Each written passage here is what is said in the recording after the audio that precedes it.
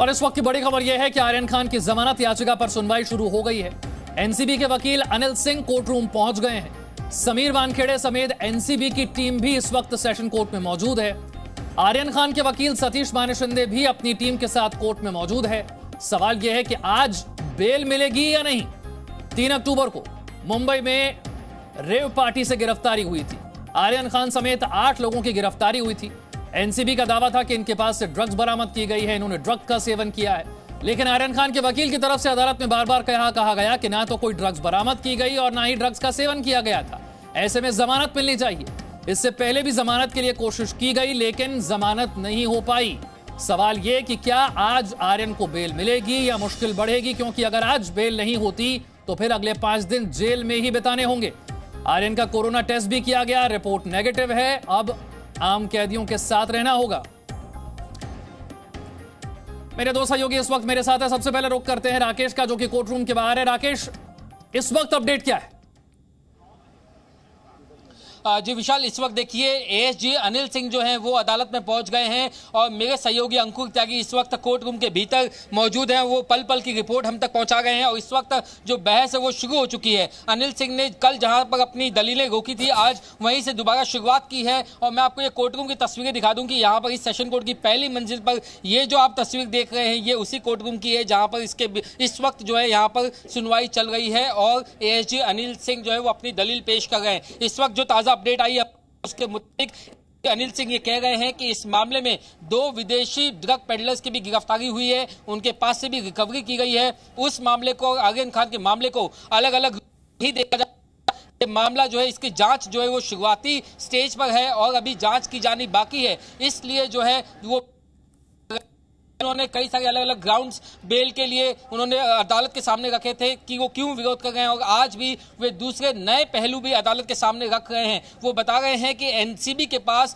बहुत ही पर्याप्त ग्राउंड्स हैं इस केस की इन्वेस्टिगेशन के लिए और आर्यन खान की जो भूमिका है जो इस मामले में है उसको लेकर के उनके पास कई अहम सबूत है। ऐसा दावा एनसीबी की तरफ से एएसजी अनिल सिंह अदालत में इस वक्त कर रहे हैं। तो फिलहाल बहस जो है वो एक बार फिर से शुरू हो गई है। शायद जैसे ही एएसजी अनिल सिंह जो है वो अपनी दलील कंप्लीट करेंगे उसके बाद हो सकता है कि बचाव पक्ष दोबारा अपनी दलील रखे। लेकिन यह देखना होगा कि ये जो दलील है ये कब तक शुरू रहती है, क्योंकि अब से आधे घंटे के बाद अदालत का एक लंच ब्रेक हो सकता है। उसके बाद जो सुनवाई है वो लंच ब्रेक के बाद 3 बजे दोबारा शुरू हो सकती है। ऐसे में क्या अगले आधे घंटे तक एएसजी अनिल सिंह अपनी दलीलें जारी रखेंगे? इस पर जो सबकी निगाहें अब टिकी होंगी। मेरे सहयोगी अंकुर त्यागी इस वक्त कोर्ट रूम के भीतर मौजूद है, लगातार वहां से हमें अपडेट भेज रहे हैं। और जो ताजा अपडेट एक और जो उन्होंने अभी भेजी उसके मुताबिक एएसजी अनिल सिंह का कहना है कि जो व्हाट्सएप चैट्स बरामद हुए हैं उससे कई बार ये बात पुख्ता होती है कि कहीं ना कहीं एक बड़े ड्रग रैकेट में कई आर्यन खान जो है वो शामिल थे और इस बात की वो जांच करना चाहते हैं। और चूंकि जांच शुरुआती इस वक्त स्टेज में है इसलिए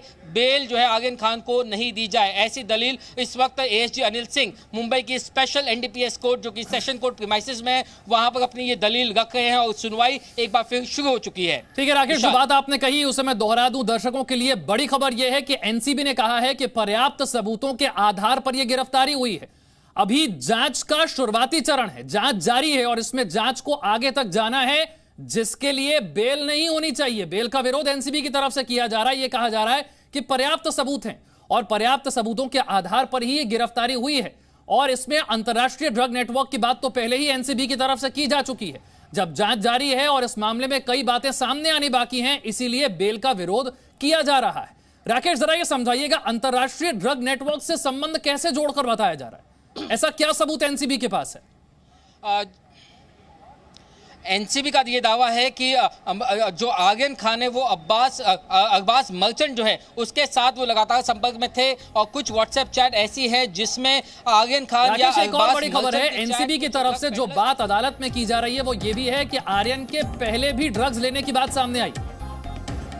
कहा जा रहा है कि केस अभी तो शुरुआती चरण में है, आर्यन और बाकी आरोपी ड्रग्स लेते रहे हैं, ये एनसीबी कह रही है। आर्यन के पहले भी ड्रग्स लेने के सबूत हैं।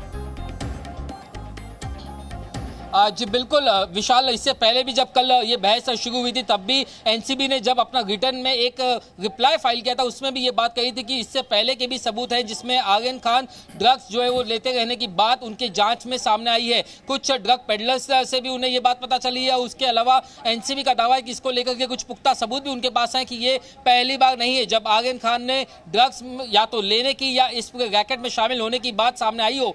तकरीबन 2 साल पहले के कुछ रिकॉर्ड्स जो हैं वो एनसीबी के पास होने का दावा एनसीबी के अधिकारियों ने किया था, जिस बात को उन्होंने अपने इस लिखित रिप्लाई में भी शामिल किया है। और आज उसी मुद्दे के ऊपर एएसजी अनिल सिंह अदालत में जो अपनी दलीलें पेश कर रहे, जो एक लंबा चौड़ा रिप्लाई एनसीबी ने फाइल किया था, चाहे वो मुनमुन धमेजा को लेकर के हो या फिर दूसरे जो इस मामले के आरोपी हैं उनको लेकर के हो, उन्होंने बताया कि तमाम जो हमारे ग्राउंड से वो ज्यादातर आरोपियों के लिए लगभग एक जैसे हैं, लेकिन कुछ आरोपियों के लिए कुछ पॉइंटर्स जो है उसमें डिफरेंस है। यही वजह है कि एक एक करके जो दलीलें, जो पॉइंट्स एनसीबी ने अपने रिप्लाई में रखी थी, उस पॉइंट्स को एक एक करके एएसजी अनिल सिंह इस वक्त अदालत के सामने पेश कर रहे हैं। और ये तमाम कोशिश है एनसीबी की कि आखिर किस तरीके से वो पुरजोर तरीके से आर्यन खान की बेल का विरोध करें, आर्यन खान की बेल ना हो। वहीं दूसरी तरफ लगातार आर्यन खान के जो वकील है वो भी ये दलीलें पेश कर रहे हैं कि किस तरीके से आर्यन खान इस मामले में ना तो वो किसी फाइनेंस के एंगल से जुड़ा हुआ है, ना वो कोई ड्रग पेडलर है और ना ही उसके पास कोई बड़ी लेकिन जो वो कौन विदेशी लोग हैं जिनके संपर्क में आर्यन के होने की बात कही जा रही है? ऐसे विदेशी लोग जो कोई ड्रग्स का नेटवर्क चला रहे हैं, ऐसे कौन से लोग हैं जिनके संबंध की बात की जा रही है? इस मामले में देखिए मैं आपको बता दूं कि 2 नाइजीरियन जो व्यक्ति हैं उन्हें इस मामले में गिरफ्तार किया गया था। और एनसीबी का कहना है कि ये एक बड़ा कार्टेल है जिसमें विदेशों से एक खास रूट के जरिए जो ड्रग्स है वो भारत में आता है। इसके अलावा वो अलग अलग बॉर्डर्स को क्रॉस करते हुए किस तरीके से मुंबई में आता है और मुंबई में एक अलग खास जो तबका है, जो पॉश सोसाइटी है, वहां पर ये ड्रग्स कैसे मुहैया करती है, इस पूरे चैनल को वो अनहर्थ करना चाहती है और इसी का वो खुलासा करना चाहती है। और इसी के चेन में जब वो इन्वेस्टिगेशन कर रही है तब वो इन लोगों से, आर्यन खान और अरबाज मर्चेंट से वो ड्रग पेडलर्स तक पहुंची, ड्रग पेडलर्स के बाद वो ड्रग्स माफियाओं तक पहुंची और अब वो इस ड्रग्स माफिया के साथ साथ जो किंगपिन है, जो सरगना है, जहां से ये ड्रग्स का रैकेट चलाया जाता है विदेशों में, अलग अलग देशों से जहां पे ये ऑर्डर्स लिए जाते हैं, इसकी सप्लाई की जाती है, ये तमाम रैकेट को, एंगल को वो एक्सपोज करना चाहते हैं। और यही वजह है जो की जा रही है अरबाज मर्चेंट से जुड़े हुए मामले में कि राकेश ये बताया जा रहा है कि आर्यन अरबाज मर्चेंट के साथ थे, अरबाज के पास से ड्रग्स मिला है, वो ड्रग्स लेने वाले थे और आर्यन पहले ड्रग्स लेते रहे। ये सारी बातें अगर एनसीबी साबित कर पाती है अदालत में तो जमानत बहुत मुश्किल होगी। जी निश्चित तौर पे जमानत देखिए होगी या नहीं होगी इस पर सबकी निगाह टिकी है, लेकिन पूरी तरीके से एनसीबी जो है अलग अलग तथ्यों को सामने ला गई। एनसीबी ये भी बता चुकी है कि अरबाज मर्चेंट जो है वो आर्यन खान को कई सालों से जानते हैं। वो इस पार्टी जो रेव पार्टी हुई थी उसके पहले भी आर्यन खान के पास गए थे, वो दोनों एक ही गाड़ी में सफर करते थे कई बार। इसके अलावा आर्यन खान के पास से जो है वो बरामद की जाती है ड्रग्स, उन्होंने कुछ कोडवर्ड को इस्तेमाल किए जाने की बात सामने आई थी, उनके जूते में जो है वो ड्रग्स छिपाए गए थे, ये बात सामने आई थी। और इसलिए अरबाज मर्चेंट के पास से जो बरामदगी हुई थी उसे अलग तौर से देखा नहीं जा सकता, कहीं ना कहीं वही क्वांटिटी जो है वो आर्यन खान के लिए भी हो सकती है, ऐसा शक, ऐसा संदेह एनसीबी ने जताया था। और यही वजह है कि एनसीबी लगातार विरोध कर रही है। अब देखना यह होगा कि अदालत जो है वो किन दलीलों से कन्विंस होती है। लगातार अलग अलग मुद्दे एनसीबी भी रख रही है और अलग अलग पक्ष, अलग अलग दलीलें, बचाव पक्ष भी रख रहा है, आर्यन खान के जो वकील है वो भी रख रहे हैं। ऐसे में समझना चाहूंगा दलील सुनने के बाद पिछले 1-1.5 साल में आपने देखा कई बॉलीवुड सेलिब्रिटीज को इसी तरह के मामलों में बुलाया गया, उनसे पूछताछ की गई, इनमें से कई के पास ड्रग्स मिले भी, लेकिन फिर भी इन्हें जमानत मिली।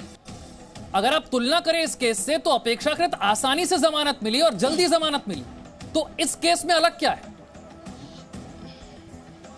मैं आपको एक बात यहाँ पर बेसिक जो है वो पहले बता दूं कि एनडीपीएस एक्ट जो है वो खास तौर से जो लोग ड्रग्स का कंजम्पशन करते हैं उनको लेकर के वो वहाँ उसमें बहुत ज़्यादा रियायत दी जाती है, उसके लिए बहुत ज़्यादा राहत दी जाती है, क्योंकि उन्हें इस मामले में विक्टिम माना जाता है और उन्हें रिहेबिलिटेट करने की कोशिश की जाती है। और यही वजह है कि अगर कोई ड्रग्स कंज्यूम करते हुए पाया जाता है तो उन्हें जमानत आसानी से मिल जाती है। बहुत सारे मामलों में ये देखा गया कि क्या वो ड्रग्स कंजम्पशन के चार्जेस उन पर लगे थे या नहीं लगे थे और इसीलिए उन्हें जमानत जल्दी मिल गई। लेकिन जब सेक्शन 27 या 29 ये 2 सेक्शंस ऐड किए जाते हैं तब जमानत मिलना मुश्किल हो जाता है। सेक्शन 27 जो है वो फाइनेंशियल एंगल से जुड़ा हुआ है। मैं आपको बता दूं कि इससे पहले सुशांत सिंह राजपूत के मामले में रिया चक्रवर्ती और शोविक चक्रवर्ती को भी जमानत मिलने में दिक्कतें इसीलिए सामने आई थी, देरी इसीलिए हुई थी क्योंकि उनके ऊपर सेक्शन 27A और दूसरी ऐसी संगीन धाराएं लगी थी जिसमें उनके ऊपर फाइनेंस करने का आरोप था कि आप खुद कंज्यूम नहीं कर रहे लेकिन आप दूसरों को कंज्यूम कर सके इसीलिए आप फाइनेंस कर रहे हैं, और ये वजह है कि ये गंभीर आरोप बन जाता है। और ऐसे लोगों के लिए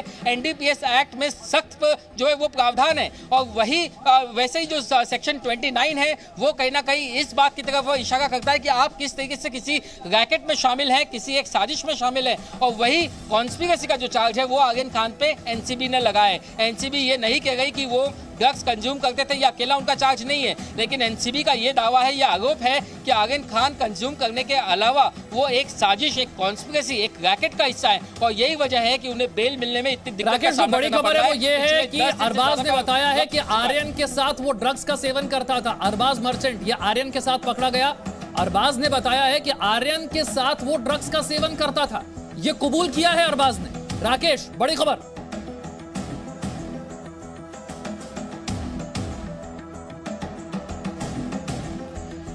राकेश, अगर अब तक मेरी आवाज पहुंच रही है, अरबाज ने बताया है कि आर्यन के साथ वो ड्रग्स का सेवन करता था। अरबाज मर्चेंट जो आर्यन के साथ पकड़ा गया रेव पार्टी से। जी बिल्कुल विशाल, ये बात जो है बताई गई है कोर्ट के अंदर, लेकिन मैं आपको ये भी बता दूं कि एक बयान जो है वो वॉलंटरी स्टेटमेंट आर्यन खान ने भी जो है NCB के अधिकारियों के सामने दिया था, लेकिन उसके बाद में उसने अपने कानूनी अधिकारों का इस्तेमाल करते हुए जो अपना जो स्टेटमेंट था उससे वो रिट्रैक्ट कर दिया था। और मैं आपको ताज़ा अपडेट बता दूं, जो मेरे सहयोगी अंकुर त्यागी इस वक्त कोर्ट रूम के भीतर से हमारे पास पहुंचा गए हैं, उसमें उन्होंने ये ASG अनिल सिंह जो है वो साफ बता गए कि the case is not of an accused to be plead guilty और innocent but a case of consumption of drugs. यानी कि इस वक्त ये बात बता गए कि ये कोई निर्दोष है या इसमें दोषी है, वो स्टेज ये नहीं है। फिलहाल ये स्टेज जो है जमानत का है जिसमें कंजम्पशन की बात की जा गई है, और इसमें जिस आरोपी ने यानी आर्यन खान ने जमानत की याचिका दाखिल की है उसने भी कंजम्पशन किया है, ऐसा आरोप ASG अनिल सिंह लगा गए। साथ ही साथ यूज के डेफिनेशन का मतलब है कि पर्सनल कंजम्पशन के अलावा इसका इस्तेमाल किसी भी चीज के लिए किया जा सकता है, यानी जो कानूनी जो शब्द हैं, उसकी जो परिभाषा है, उसकी जो डेफिनेशन है, जो लीगैलिटीज है, उसके ऊपर भी इस वक्त कोर्ट रूम के भीतर बहस चल रही है कि क्या आखिर जो है वो आर्यन खान ने या अरबाज मर्चेंट ने जो ड्रग्स का जो यूज है, क्या वो यूज सिर्फ कंजम्पशन के लिए है या उसका यूज पेडलिंग के लिए है। देखिए NCB के जो वकील हैं अनिल सिंह, उनकी तरफ से क्या अदालत में कहा जा रहा है ये हम आपको बता देते, जो राकेश भी बता रहे हैं कि आरोपियों के इस केस में शामिल होने के पूरे तथ्य हैं, सबूतों के आधार पर गिरफ्तारी हुई, और यह भी कहा जा रहा है कि ड्रग्स मामले में अभी तो जांच शुरू हुई है, अभी तो जांच जारी है, शुरुआती स्टेज में है, इसीलिए इनकी बेल नहीं होनी चाहिए। अभी कई ऐसे और राज हैं जो सामने आने बाकी हैं, पूछताछ होनी है। हमारे पास दिखाने के लिए पर्याप्त दस्तावेज भी हैं जो इस बात का समर्थन करते हैं हमारी बात का। तो आरोपियों की गिरफ्तारी की जायज वजह ये NCB के वकील जो अनिल सिंह, ASG अनिल सिंह, इनकी तरफ से अदालत में ये बातें रखी जा रही हैं, कोर्ट में सुनवाई जारी है। और जो बात NCB की तरफ से, नार्कोटिक्स कंट्रोल ब्यूरो की तरफ से रखी जा रही है वो ये कि आरोपियों की गिरफ्तारी की जायज वजह है, हमारे पास उन्हें गिरफ्तार करने के लिए पर्याप्त सबूत थे। आर्यन पहले भी ड्रग्स लेता रहा है। जो अरबाज मर्चेंट है जो कि आर्यन के साथ पकड़ा गया, उन 8 लोगों का हिस्सा, अरबाज ने इस बात को कबूल किया है कि वो आर्यन के साथ ड्रग्स लेता था। अगर ये सारी बातें NCB की तरफ से की जा रही हैं तो ये समझिए कि जमानत मिलना कितना मुश्किल हो सकता है इस केस में। इस वक्त कोर्ट रूम के भीतर क्या चल रहा है, और इसी बहस के आधार पर आगे ये तय होगा कि आर्यन को आज जमानत मिलती है या नहीं, क्योंकि इससे पहले भी जमानत के लिए कोशिश की गई लेकिन जमानत नहीं मिल पाई। क्या आज जमानत मिलेगी? क्योंकि अगर आज नहीं मिलती तो फिर 5 दिन और जमानत नहीं मिल पाएगी। राकेश के पास एक बार फिर से चलते हैं, समझते हैं कोर्ट रूम के भीतर इस वक्त क्या हो रहा है। राकेश। विशाल, इस वक्त जो है ASG अनिल सिंह ये तमाम लिंक जो है वो एस्टैब्लिश कर रहे हैं कि किस तरीके से आगे की जो भूमिका है वो बहुत ही लिमिटेड नहीं है। इससे पहले ये दलील दी गई थी आर्यन खान के वकीलों की तरफ से कि कैसे आर्यन खान के पास से कुछ भी चीज़ें बरामद नहीं हुई है और ना ही उन्होंने कोई कंजम्पशन किया है, इसलिए उन्हें इस मामले में राहत दी जानी चाहिए। लेकिन अभी अभी ASG अनिल सिंह ने यह बताया कि जो अरबाज मर्चेंट का जो स्टेटमेंट था वो इस मामले में बेहद अहम है, बहुत ही क्रूशल है। अरबाज मर्चेंट ने ये बात बताई सबसे पहले जब NCB एनसीबी के अधिकारी ने उससे पूछा तब उसने सामने से ये बात बताई कि ड्रग्स जो है वो उसके जूते में छिपा हुआ है, जिसके बाद उस जूते की तलाशी ली गई और ड्रग्स बरामद किया गया। अरबाज ने बताया कि ये ड्रग्स का वो कंजम्पशन रेव पार्टी में करने वाले थे। ना सिर्फ अरबाज बल्कि आगे पूछताछ की गई तब उसने एनसीबी अधिकारियों को कथित तौर पर यह बताया कि वो ड्रग्स का सेवन करता है। इस तरीके से ये लिंक स्टैब्लिश किया जा रहा है। एक बात राकेश जो बार बार की जा रही थी, जो बरामदगी हुई है आर्यन के बचाव में, कि आर्यन के पास से तो कुछ मिला ही नहीं, ना उसके पास से कुछ मिला है, ना उसने कोई ड्रग्स का सेवन किया है, ना उसने ड्रग्स का सेवन करना था। एनसीबी कह रही है कि यह कहना बिल्कुल गलत होगा कि आर्यन के पास से कुछ नहीं मिला है। अरबाज के पास से ड्रग्स मिला है। अरबाज ने इस बात को माना है कि वो आर्यन के साथ ड्रग्स लेता था, वो पार्टी में ड्रग्स लेता था। तो ऐसे में यह कहना कि आर्यन के पास से कुछ नहीं मिला है, यह गलत होगा कहना। जी बिल्कुल, मैं आपको ये भी बता दूं कि यही बात मैं आपको बता रहा था कि वो या एएसजी अनिल सिंह यही बता रहे हैं कि किस तरीके से भले ही आर्यन खान के पास से ड्रग्स बरामद ना हुई हो, लेकिन जो अरबाज मर्चेंट के पास से जो ड्रग्स बरामद की गई है उसका कंजम्पशन ये दोनों आर्यन और अरबाज वो रेव पार्टी में करने वाले थे। ये उनकी जांच में बात सामने आई और यही वजह है कि ये कहना गलत होगा कि आर्यन खान के पास से कोई ड्रग्स की बरामदगी नहीं हुई है। इसके साथ साथ एक और बड़ा मुद्दा जो है वो एएसजी अनिल सिंह ने अदालत के सामने रखा है कि जो व्हाट्सएप चैट्स जो सामने आए हैं उसमें बल्क क्वांटिटी के बारे में बात की गई है, बड़ी मात्रा में ड्रग्स की खरीद फरोख्त की बात की गई है और इससे ये बात साफ है कि जो बड़ी मात्रा में ड्रग्स खरीदी जानी थी उसका इस्तेमाल सिर्फ और सिर्फ सेवन के लिए, पर्सनल कंजम्पशन के लिए नहीं किया जा सकता। और यहीं पर आकर के जो बात सबसे बड़ी बन जाती है कि क्या जो बल्क क्वांटिटी में ड्रग्स की बात की जा रही थी, क्या वो पेडलिंग के लिए की जा रही थी, क्या उसे किसी और को बेचने के लिए, किसी और को मुहैया करवाने के लिए की जा रही थी। ये सबसे बड़ा जांच का एंगल है एनसीबी का और इसलिए एनसीबी ये मानती है कि आर्यन खान जो है वो एक कॉन्स्पिरेसी का हिस्सा है और इसीलिए सेक्शन 27 हो या 29 हो उसको लेकर के वो बात जो वो दलील रख रहे हैं। साथ ही साथ एक सेक्शन 37 को लेकर के भी वो इस वक्त दलील दे रहे हैं कि ये मामला कॉन्स्पिरेसी से जुड़ा हुआ है और जब एक कॉन्स्पिरेसी में 15 से 20 लोग जब जुड़े होते हैं तो ये जरूरी नहीं कि हर 15 से 20 लोगों के पास जो है वो लगातार जो 15 से 20 लोगों के पास क्या बरामदगी होती है या नहीं होती है। और यही एक दलील जो है वो अनिल सिंह दे रहे हैं कि जब आप इन्वेस्टिगेशन करते हैं कॉन्स्पिरेसी को लेकर के तब ये बात जरूरी नहीं होती कि हर एक के पास से बरामदगी हो और वैसा ही आर्यन खान के साथ हुआ है कि वो इस मामले का हिस्सा है और इसीलिए उनके पास बरामदगी चाहे हो या ना हो वो मायने नहीं रखती। जांच के लिए ये मायने रखता है कि क्या उनके कनेक्शन एक फॉरेन अब्रॉड का जो ड्रग्स कार्टेल है क्या उससे वो जुड़ा हुआ है या नहीं है। और तमाम इन चीजों को के भी ठीक है राकेश, लेकिन बात ये भी सामने आ रही है कि जो धाराएं आर्यन पर लगाई गई हैं वो गैर जमानती, जिन धाराओं के तहत उन्हें पकड़ा गया वो गैर जमानती। जी बिल्कुल, देखिए ये एक टेक्निकल एस्पेक्ट है कि जो ये धाराएं हैं वो गैर जमानती का मतलब ये होता है कि आपको इस मामले में टेबल पर बेल नहीं मिल सकती, जिसे आप स्पॉट बेल कहते हैं, वो नहीं मिल सकती। गिरफ्तारी के बाद तुरंत जो जांच अधिकारी हैं उनके पास जमानत देने का अधिकार नहीं होता। जो बेलेबल ऑफेंस है उसमें ये अधिकार अधिकारियों के पास होता है जो स्पॉट बेल दे सकते हैं। लेकिन अगर ये गैर जमानत प्राप्त होता है तब उसके बाद ही जो आरोपी हैं वो अदालत का रुख करते हैं और अदालत से बेल लेने की कोशिश करते हैं। तो फिलहाल ये तमाम जो लीगल एस्पेक्ट्स हैं, जो टेक्निकलिटीज हैं, उसको लेकर के इस वक्त एएसजी अनिल सिंह जो है वो लगातार उनकी जो दलीलें हैं वो जारी हैं और मेरे सहयोगी अंकुर त्यागी लगातार कोर्ट रूम के भीतर से पल पल की जो जानकारी है वो हमें हमारे तक पहुंचा गए हैं। साथ ही साथ उन्होंने अब अनिल सिंह ने यह भी कहा है कि is it premature to say as the investigation is underway, so who is involved and who is not involved but not a good decision to grant a bail. एक बड़ा स्टेटमेंट अनिल सिंह ने इस वक्त अदालत के सामने रखा है कि अब ये बहुत ही प्रीमेच्योर या जल्दबाजी होगी ये बताना कि इस मामले में कौन जुड़ा है कौन नहीं जुड़ा है और इसलिए इस मामले में आर्यन खान को जमानत नहीं दी जानी चाहिए। ये एक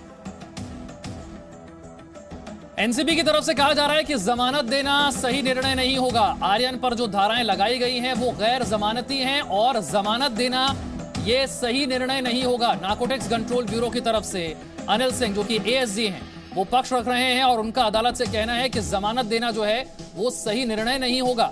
जो धाराएं लगाई गई हैं वो गैर जमानती हैं। अरबाज ने बताया था कि आर्यन के साथ वो ड्रग्स लेता था। ऐसे में ये कहना कि आर्यन के पास से कुछ नहीं मिला है ये गलत होगा। अरबाज ने माना कि वो पार्टी में ड्रग्स लेता था, ये एनसीबी कह रही। तो ऐसे में ये नहीं कहा जा सकता है कि आर्यन के पास से कुछ नहीं मिला, क्योंकि अरबाज के पास से जो ड्रग्स मिले हैं वो दोनों के कंजम्पशन के लिए हो सकते हैं।